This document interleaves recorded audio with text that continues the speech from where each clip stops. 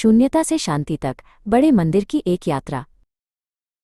अर्पण के लिए शहर का शोर अब असहनीय हो गया था। जिम्मेदारियों के बोझ और मन की उथल पुथल के बीच वो शांति की तलाश में छतरपुर के बड़े मंदिर पहुंचा। जैसे ही उसने मंदिर की सीमा में कदम रखा, उसे एक अनजानी सी ठंडक का एहसास हुआ, जैसे हवा ने उसकी चिंताओं को थाम लिया हो। जूते जमा करने की जगह पर उसे इरा मिली, जो वहां सेवा कर रही थी। अर्पण ने हिचकिचाते हुए अपने जूते दिए। इरा ने मुस्कुराते हुए कहा, यहाँ बाहर का सब कुछ छोड़ दीजिए, अंदर सिर्फ आप और गुरुजी की कृपा है। अर्पण को उसकी बातों में एक अजीब सा सुकून मिला। अर्पण ने तय किया कि वो भी थोड़ी सेवा करेगा। वो जोड़ा सेवा में शामिल हो गया। दूसरे लोगों के जूतों को सलीके से रखना, धूल झाड़ना, इस छोटे से काम ने उसके अहंकार को धीरे धीरे पिघलाना शुरू कर दिया। उसे समझ आया कि सेवा ही मन को साफ करने का सबसे सरल रास्ता है। सेवा के बाद वो मंदिर के भीतरी रास्तों पर चला। चारों ओर खिले हुए गुलाबों की खुशबू हवा में घुली हुई थी। वहां इरा फिर से मिली, जो फूलों की क्यारियों की देखभाल कर रही थी।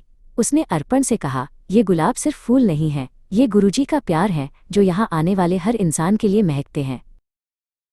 मुख्य दरबार के भीतर असीम शांति थी। अर्पण एक कोने में बैठ गया और अपनी आंखें बंद कर लीं। शबद कीर्तन की मधुर आवाज उसके कानों में शहद की तरह घुल रही थी।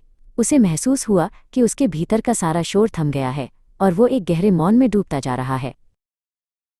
कुछ देर बाद सेवादारों ने चाय प्रसाद वितरित करना शुरू किया। इरा ने अर्पण को कांच के छोटे गिलास में गर्म चाय दी।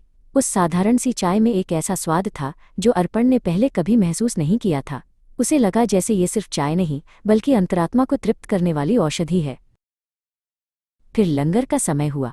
अर्पण और इरा एक लंबी कतार में बैठे। बिना किसी भेदभाव के अमीर गरीब सब एक साथ बैठकर प्रसाद ग्रहण कर रहे थे। अर्पण ने महसूस किया कि यहाँ कोई मैं नहीं है, यहाँ सिर्फ हम हैं। भोजन का हर निवाला उसे समर्पण का पाठ पढ़ा रहा था। भोजन के बाद अर्पण ने लंगर हॉल की सफाई में मदद की। फर्श को पोंछते हुए उसे महसूस हुआ कि वो केवल जमीन नहीं, बल्कि अपने मन की परतों को साफ कर रहा है। पसीने की हर बूंद के साथ उसका मानसिक बोझ हल्का होता जा रहा था। शाम ढलते ही पूरा मंदिर सुनहरी रोशनी से जगमगा उठा। अर्पण और इरा फाउंटेन के पास खड़े होकर उस अलौकिक दृश्य को देख रहे थे।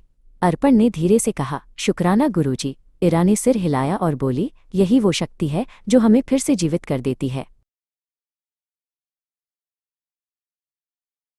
जब अर्पण मंदिर से बाहर निकला तो वो वही इंसान नहीं था जो अंदर गया था।